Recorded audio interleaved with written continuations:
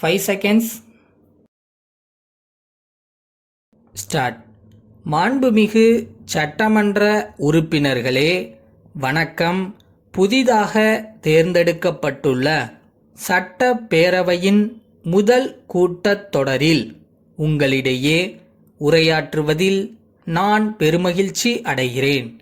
தமிழக மக்களால் இப்பேரவை உறுப்பினர்களாக தேர்ந்தெடுக்கப்பட்டுள்ள உங்கள் அனைவரையும் வரவேற்பதில் மிக்க மகிழ்ச்சி அடைகிறேன்.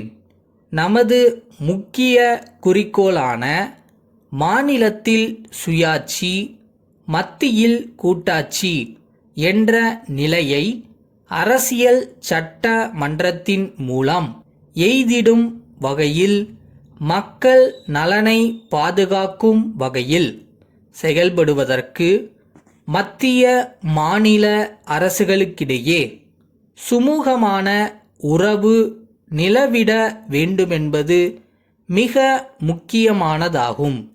இதனை கருத்தில் கொண்டு உறவுக்கு கை கொடுத்து உரிமைக்கு குரல் கொடுக்கும் இந்த அரசு மாநிலத்திற்கு பயன் தரக்கூடிய நடைமுறையை பின்பற்றி மத்திய அரசிடமிருந்து தேவையான உதவிகளையும் உரிமைகளையும் வாதாடி பெறும் என்பதில் யாருக்கும் எந்தவித ஐயமும் தேவையில்லை என்பதை நான் முதற்கண் கோடிட்டு காட்ட விரும்புகிறேன்.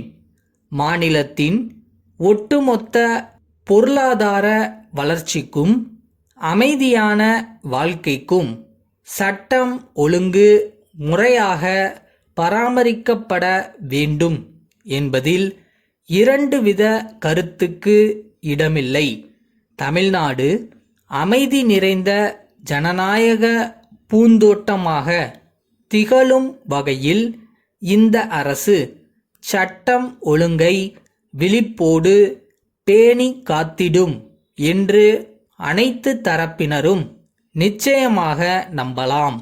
தமிழகத்தில் கடந்த ஆண்டு ஏற்பட்ட வெள்ள பாதிப்பின் போது மக்களுக்கு உடனடியாக உதவிடும் வகையில் வேறு எந்த மாநிலத்திலும் வழங்காத அளவிற்கு 1000 கோடி ரூபாயை மத்திய அரசு தமிழகத்திற்கு முன்பணமாக வழங்கியது. அதற்காக மத்திய அரசுக்கு நன்றியை தெரிவித்துக் கொள்கிறேன். மேலும் வெள்ள சேதத்தினால் நீர்நிலைகள் மற்றும் சாலைகள் போன்ற பொது கட்டமைப்பு வசதிகளுக்கு ஏற்பட்ட சேதங்களை நிரந்தரமாக சீரமைக்கும் பணிகளையும் நபார்டு வங்கியின் நிதி உதவியுடன் இந்த அரசு மேற்கொள்ளும் என்ற நல்ல செய்தியினையும் நான் உங்களுக்கு தெரிவித்துக் கொள்ள விரும்புகிறேன். அடுத்து, வளர்ந்து வரும் சென்னை மாநகரத்தின் பல்வேறு தேவைகளை முழுமையாக நிறைவு செய்யும் வகையில் ஒருங்கிணைந்த கட்டமைப்பு அமைக்கப்பட்டு செயல்படுத்தப்படும் என்று தெரிவிப்பதில் மிக்க மகிழ்ச்சி அடைகிறேன். இத்திட்டத்தின் ஒரு பகுதியாக சென்னைக்கு அருகில் புதிய புறநகரங்கள் அமைக்கப்படும் என்ற நல்ல செய்தியையும் நான் தெரிவித்துக் கொள்ள விரும்புகிறேன்.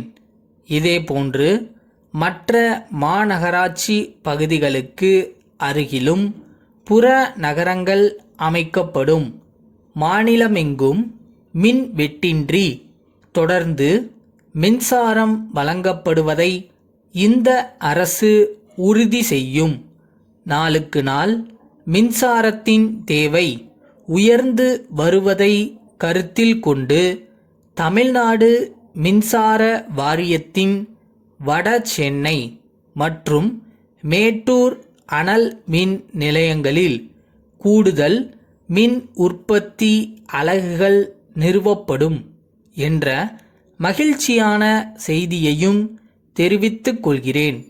புதிய அரசின் அணுகுமுறையால் தமிழகம் அனைத்து துறைகளிலும் வளர்ச்சி அடையும் என்று முழு மனதோடு நம்புகிறேன். சென்னை தங்க சாலை தெருவில் உள்ள ராமன் எழுதுபொருள் அங்காடியின் மேலாளர், மதுரை பெரிய தெருவில் உள்ள சங்கீதா பெண்கள் மேல்நிலை பள்ளியின் தாளாளருக்கு எழுதிய 2/5/2007 நாளிட்ட கடிதம். அன்புடையீர், தங்கள் பள்ளிக்கு தேவையான பதிவேடுகள் அனைத்தையும் அச்சிட்டு தர வேண்டுமென்றும், என்னென்ன பதிவேடுகள், எத்தனை எண்ணிக்கை தேவை என்ற விபரத்தை தனியாக இணைத்திருப்பதாகவும் தங்கள் கடிதத்தில் தெரிவித்திருக்கிறீர்கள். எங்கள் நிறுவனத்தை பொறுத்தவரையில் புதிய அச்சிடும் இயந்திரங்களை நிறுவியுள்ளதால் தாங்கள் கேட்கும் பதிவேடுகள் அனைத்தையும் குறித்த காலத்தில் அச்சிட்டு தர முடியும் என்ற உறுதியை தெரிவித்துக் கொள்கிறேன்.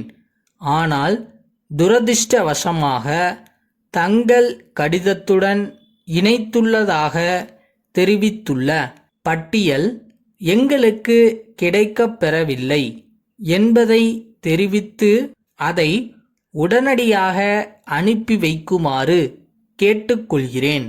தங்களிடமிருந்து பட்டியல் கிடைத்தவுடன் பதிவேடுகளை அச்சிட்டு தர கட்டணம் எவ்வளவு என்பதை தெரிவிக்கிறோம். அதை தாங்கள் ஏற்றுக்கொண்டால் 50 விழுக்காடு முன் பணத்துடன் ஒப்புதல் கடிதமும் அனுப்பி வைக்குமாறு கோருகிறேன். தங்கள் அன்புள்ள. என்ன டயர்டா இருக்கா? இன்னும் கொஞ்ச நாள் தான், பக்கத்துல வந்துட்டேன். அப்புறமா ரெஸ்ட் எடுத்துக்கலாம். இப்போ போய் வேலையை பார்ப்போமா?